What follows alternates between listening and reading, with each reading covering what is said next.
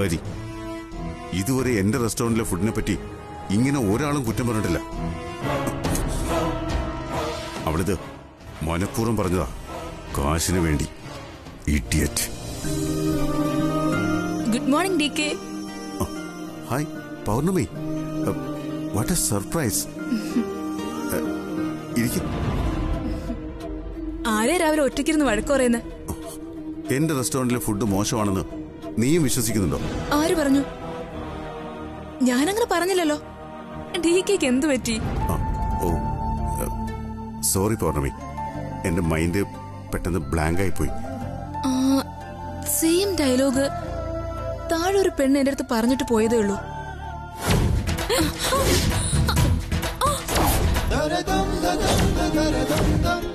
ഈ റെസ്റ്റോറന്റിന്റെ ഓണറിനോട് സംസാരിച്ചേ എന്റെ മൈൻഡ് അങ്ങ് ബ്ലാങ്ക് ആയിരിക്കും. ആരാ അവള്? അവളൊരു ആറ്റം ബോംബാ. വന്ന് വീഴുന്നിടം തകർത്ത് തരിപ്പണമാക്കുന്ന ആറ്റം ബോംബിന്റെ ജന്മം. നമ്മുടെ നാട്ടിൽ ഈ പ്രളയവും പേമാരിയും കൊറോണയൊക്കെ വരുന്നത് എന്തുകൊണ്ടാണെന്ന് നിനക്കറിയാമോ? ആ ഇറങ്ങിപ്പോയവളില്ലേ, അവളെ പോലുള്ളവര് ഈ ഭൂമിയിൽ ജീവിച്ചിരിക്കുന്നത് തന്നെയാ അതിന് കാരണം. അത്രയ്ക്ക് അഹങ്കാരി അവള്. വെറുതെ ആ കുട്ടിയെ പഴിക്കണ്ട DK. നിന്നെ കുറിച്ച് അവൾക്കൊന്നും അറിയില്ല. മരിച്ചുപോയവരുടെ സ്നേഹം കൂടി അനുഭവിക്കാൻ ഭാഗ്യം കിട്ടിയ ആളാ DK. എനിക്കതറിയാം. ഭാഗ്യം? എന്തു ഭാഗ്യം? ഈ ലോകത്ത് എന്നെ പോലെ നിർഭാഗ്യവാനായ ഒരാളും വേറെ ഉണ്ടാവില്ല. ഒരിക്കലും അല്ല. സുപ്രിയ നിന്റെ കൂടെ ഇല്ല എന്നുള്ളത് സത്യം. പക്ഷേ മരിച്ചിട്ടും അവൾ നിന്നെ വിട്ടുപോയോ? ഈ നിമിഷത്തിലും അവൾ നിന്റെ കൂടെ തന്നെയല്ലേ? അവളുടെ സ്നേഹത്തിൽ തന്നെയല്ലേ നീ ഇപ്പോഴും ജീവിക്കുന്നത്?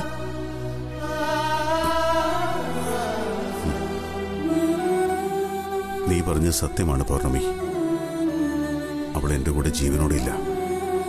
പക്ഷേ അവളുടെ ഒരു ജന്മത്തിന്റെ സ്നേഹം മുഴുവൻ എന്നോടൊപ്പം ഉണ്ട്. അതുകൊണ്ടാണ് DK അവൾ ഇപ്പോഴും നിന്നെ കൈ പിടിച്ച് നടത്തുന്നത്. ഓരോ ബർത്ത്ഡേ കഴിയുമ്പോഴും അടുത്ത ദിവസം നിനക്ക് അവളുടെ കത്ത് കിട്ടാറില്ലേ?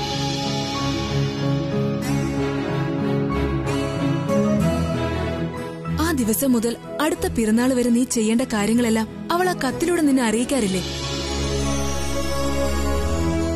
നിന്റെ ഗൈഡും ഫിലോസഫറും കൂട്ടുകാരിയും ഒക്കെയായി അതിശയമായി അവൾ ഇപ്പോഴും നിന്റെ കൂടെ തന്നെ ജീവിക്കുന്നില്ല DK.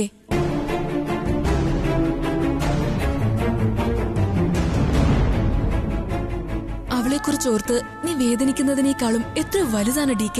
മരിച്ചിട്ടും നിന്നെ വിട്ടുപോകാൻ കഴിയാത്ത അവളുടെ ആത്മാവിന്റെ വേദന. മതി പൗർണമി. നിനക്കിതൊക്കെ എങ്ങനെ അറിയാം? പറയേ, അവളുടെ കത്തിന്റെ കാര്യം നിനക്കെങ്ങനെ അറിയാം?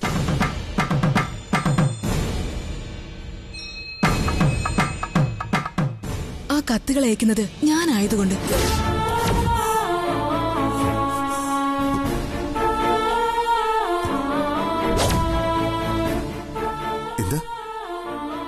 എന്താ നീ പറഞ്ഞത്? അതെ DK, മരിക്കുന്നതിന് മുമ്പ് അവൾ ആ കത്തുകൾ എന്നെ ഏൽപ്പിച്ചത്.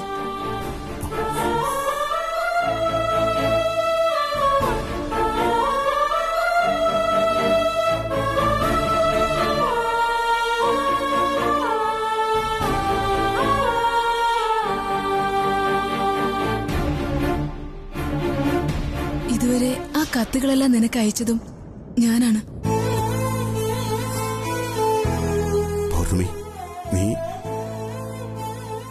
നിനക്ക് ഒരിക്കലെങ്കിലും എന്നോടത് പറയാമായിരുന്നില്ലേ? അവൾക്ക് കൊടുത്ത വാക്ക് തെറ്റിക്കാൻ എനിക്ക് കഴിയുമായിരുന്നില്ല DK.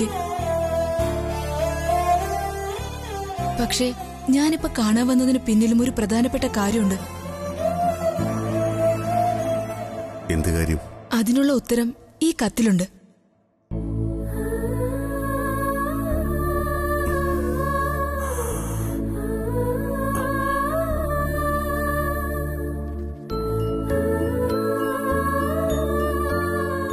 ഞാൻ പോട്ടെ DK. സുപ്രിയയ്ക്ക് കൊടുത്ത വാക്ക് ഞാൻ പാലിച്ചു. ബൈ.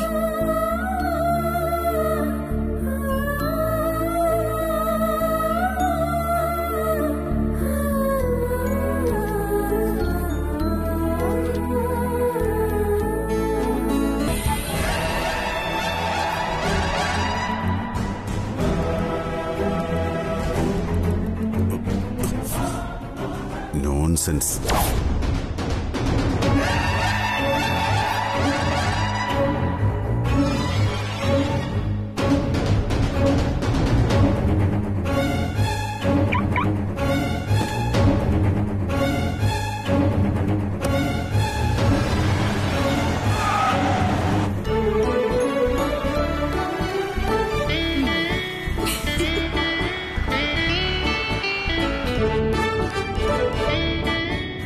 ഇന്നത്തെ കണി പൊളിച്ചു.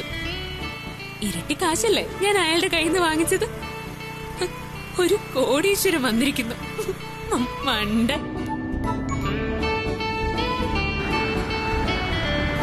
മമ്മിക്കും പ്രിയയ്ക്കും ഇതറിയുമ്പോ വലിയ സന്തോഷവും. ആർക്കും സാധിക്കാത്ത കാര്യം എന്നെ കൊണ്ട് സാധിച്ചല്ലോ.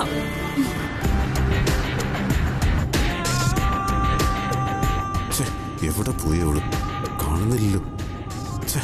ഇന്നത്തെ ദിവസം നശിപ്പിക്കാൻ ഇവിടെ എവിടെ നിന്ന് കയറി വന്നു? ഫൂൾ, ബുദ്ധിയില്ലാത്ത മരക്കഴുത. എന്റെ ഒരു ഗതികേട്. സുപ്രിയയുടെ കത്തിന് വേണ്ടി ഞാനിപ്പോ അവളുടെ പിന്നാലെ പോണം.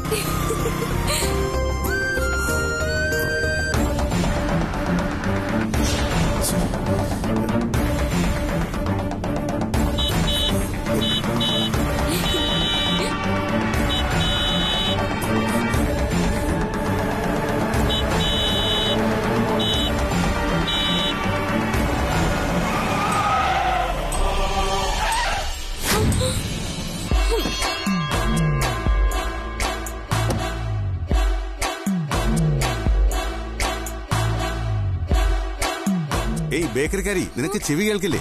എന്തോന്ന്? ബേക്കറിക്കാരിയോ? ബേക്കറിക്കാരി ഞാനല്ല. എനിക്ക് ആ ബിസിനസ്സും ഇല്ല. എന്റെ അനിയത്തി വീട്ടില് കേക്ക് ഉണ്ടാക്കും, ഞാനത് ഡെലിവറി ചെയ്യും, അത്രേ ഉള്ളൂ.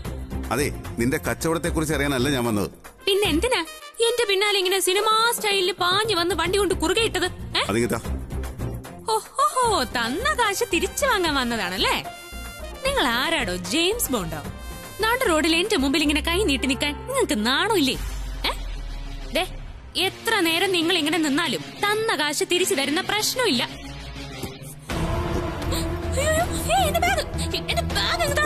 അയ്യോ നാട്ടുകാരെ, ഓടി വരണേ, എന്റെ പൈസ അത്രയും മോഷ്ടിക്കണേ, എന്റെ ബാഗ്, നാട്ടുകാരെ, കള്ളൻ കള്ളൻ, എന്റെ ബാഗ്. മിണ്ടിപ്പോരുത്. തന്ന കാശ് തിരിച്ചു വാങ്ങിക്കാൻ വന്നതല്ല ഞാൻ. ഈ കത്തിന് വേണ്ടിയാ, മനസ്സിലായോ? ഹിറ്റ്ലർ,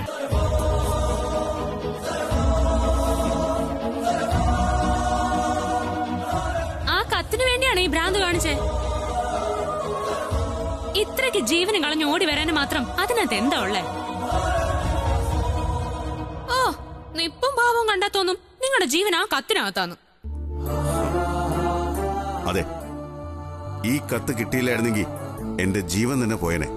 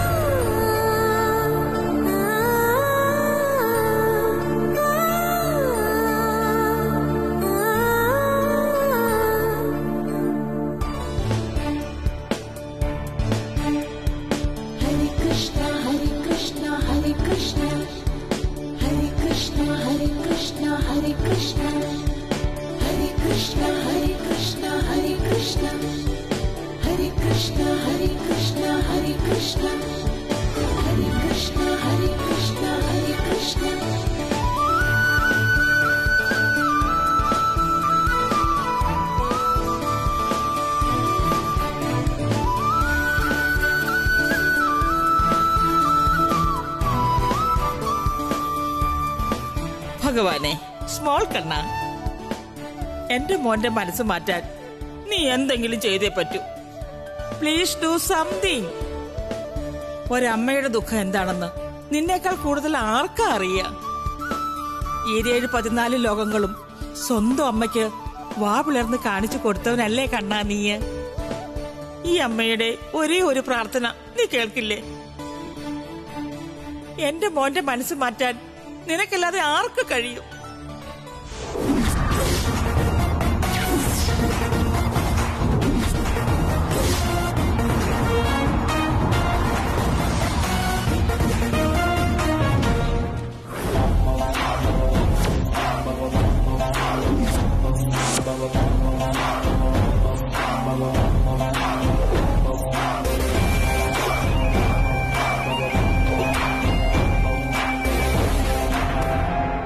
എന്റെ മകന് വീണ്ടും ഒരു കല്യാണം കഴിക്കാനുള്ള മനസ്സ് നീ ഉണ്ടാക്കി കൊടുക്കണേ കൃഷ്ണ. വിവാഹം കഴിക്കാൻ എനിക്ക് സമ്മതം.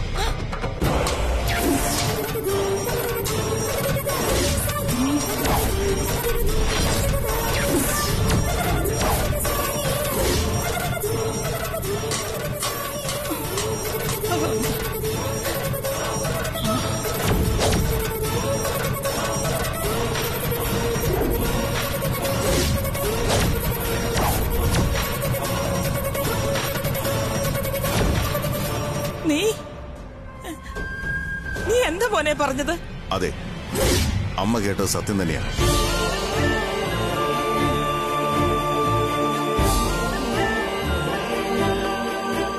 ഒരു പുനർവിവാഹത്തിന് എനിക്ക് സമ്മതം.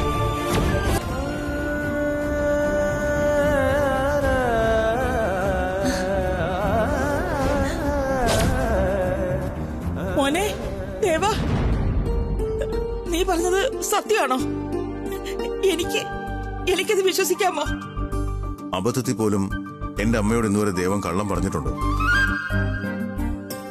അമ്മയ്ക്ക് എന്നെ വിശ്വസിക്കാം.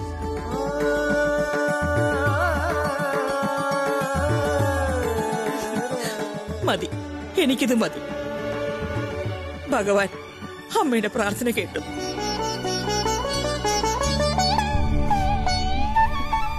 നിനക്കൊരു കുടുംബം ഉണ്ടായി കണ്ടിട്ട് വേണം ഈ അമ്മയ്ക്കൊന്ന് മതി. അമ്മയ്ക്ക് തന്നെ എല്ലാം തീരുമാനിക്കാം. അനുസരിക്കാൻ ഞാൻ തയ്യാറാ.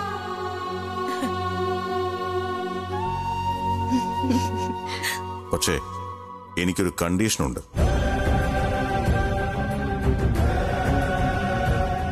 അടുത്ത 15 ദിവസത്തിനുള്ളിൽ ഈ വിവാഹം നടന്നിരിക്കണം.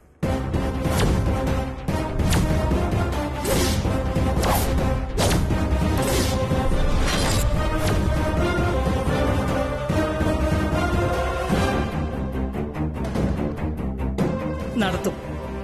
അമ്മ നടത്തി തരും. ഇതിനേക്കാൾ വലിയൊരു സന്തോഷം ഈ അമ്മയ്ക്കില്ല. ഈ വീടിനൊരു മരുമകൾ, നിന്റെ സന്തോഷം, അത് മതി ഞങ്ങൾക്ക്.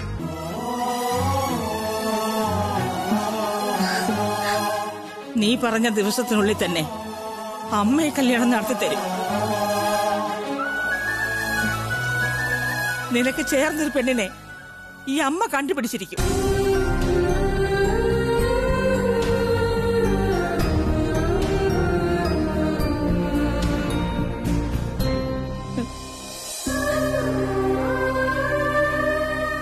കൃഷ്ണ, ഗുരുവായൂരപ്പ,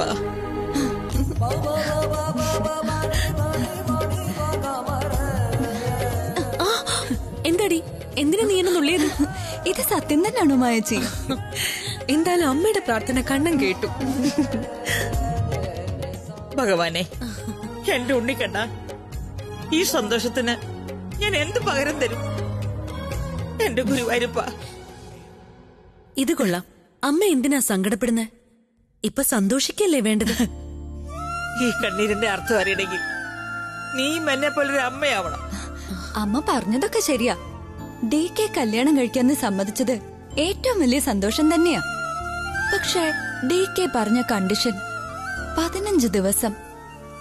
അതിൽ എന്തോ ഒരു കുഴപ്പമുണ്ട്.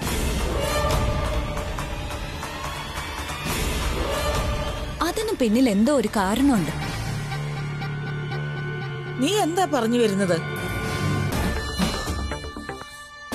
ഇവള് പറഞ്ഞത് സത്യം തന്നെയാ. എനിക്കെന്തോ ഒരപകടം മണക്കുന്നുണ്ട്.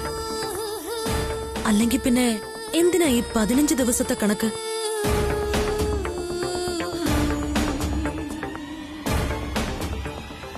ഭഗവാനെ, കാത്തോളണേ.